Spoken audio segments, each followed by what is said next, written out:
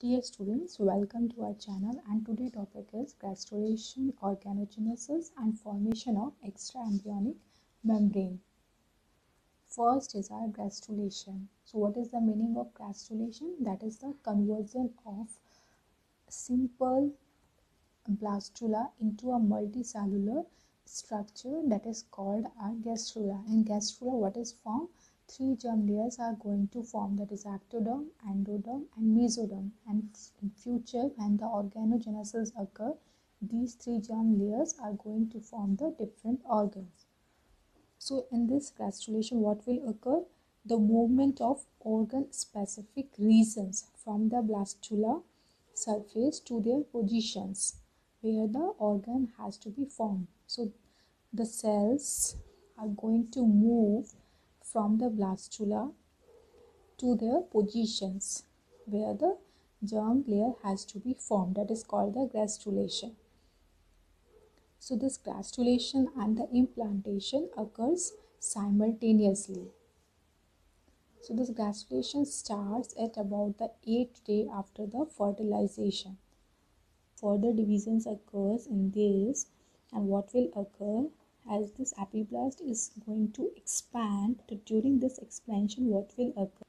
The cells are going to move downward, and because of this downward movement, a depression is created that is called the primitive streak. And as it goes from downward to this anterior part, a node-like structure is formed that is called the primitive node or Hansen's node. And as the cells are moving, they are going to move downward and cross this epiblast, these black color cells, and they are going to form the third germ layer that is called the mesoderm. And this trilaminar structure forms 15th day after the fertilization.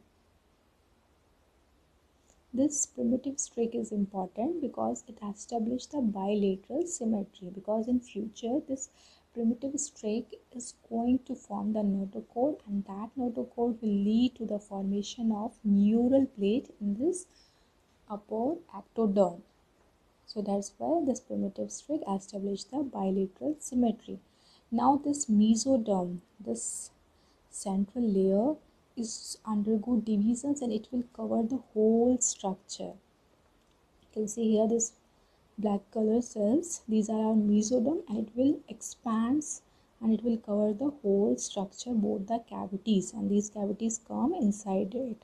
Now the next extraembryonic membrane is formed. First is our yolk sac, it is one of the extraembryonic membrane, and second is our chorion, and third is our amnion. This amnion cavity is going to form afterwards.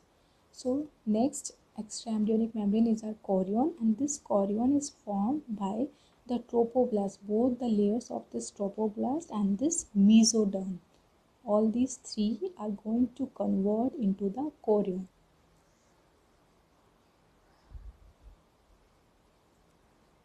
So after all the divisions and the movements, the structures will look like this. So you can see here, this is our amnion and this is our amniotic cavity. So after divisions, it will expand like this and amnion is going to form, and this is a cavity, that is our amniotic cavity, and inside this amniotic cavity our embryo is there. This one, this is our embryo, and at the base you can see here two other extraembryonic membranes are there. This is our allantois, and this one, this is our yolk sac. So this is the last, and here you can see this chorionic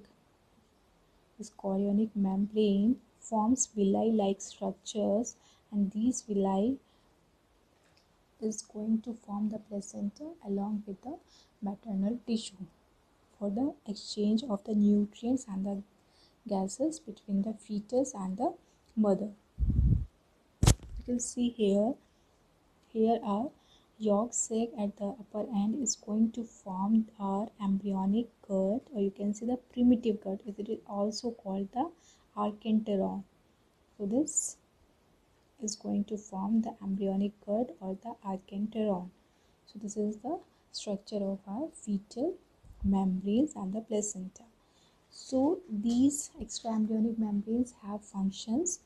This amniotic cavity acts as a shock absorber. It protects the embryo from the shock or the injury. It is a fluid-filled cavity. And second is our chorion. This chorion is very important. Why? Because it helps in the gaseous exchange. So you can say it acts as a lung for the developing embryo and it will help in the gaseous exchange. And the next is our allantois. This allantois is not well developed in humans and it acts as a extra embryonic kidney. It is remove the waste, but here it is not well developed because the placenta is going to perform this function. That's why it is poorly developed. Next is our yolk sac. This yolk sac, as it forms the gut, so it can see it acts as a gut or the alimentary canal. It stores the food, digest, and this yolk sac is further poorly developed as it is more developed in case of reptiles and birds. So here in humans it is less developed because the placenta is going to provide the food to the developing fetus, but it acts as a gut. These are the functions of the extra embryonic membranes, and this is how the whole structure is going to form during this gastrulation. Now next is our organogenesis. Now the organ are going to form because the three germ layers has been established during the gastrulation. Now these three germ layers are going to form the different organs and the organ system, that is called our organogenesis. First, ectoderm will form the epidermis of skin, hair, nails, different glands, eyes, teeth, ear. And what are the parts of ear? That is internal and the external ear, and the middle ear is formed by the mesoderm. So two parts are formed by ectoderm and one part by the mesoderm. Next, foregut and the hindgut are formed by the ectoderm and one, that is the midgut, is formed by this endoderm. Next is our adrenal gland. This adrenal gland has two parts. One is adrenal medulla and second is adrenal cortex. So this adrenal medulla is formed by the ectoderm and this adrenal cortex is formed by this mesoderm. Next is the anterior and the posterior pituitary, final pineal gland and the entire nervous system. This is our mesoderm, and this mesoderm forms maximum tissues and the organs. It forms some muscular tissue, ciliary muscles of eyes, connective tissue, dermis of skin. So epidermis is the outer and the inner is our dermis. Different type of blood vessels, lymphatic vessels, dentine of teeth, urinary and the reproductive tracts, gonads, kidney and the sclera and the choroid of the eye. So the muscular tissue, connective tissue and different organs are formed by this mesoderm. And last is our endoderm. This endoderm forms the midgut, glands of the stomach, intestine, tongue, tonsils, that is the respiratory system, or you can say digestive, both of this, and some part of this excretory system and the reproductive organ, that is urinary bladder, vagina. These are formed by this endoderm, and one is the part of ear, that is the eustachian tube. These are formed by this endoderm.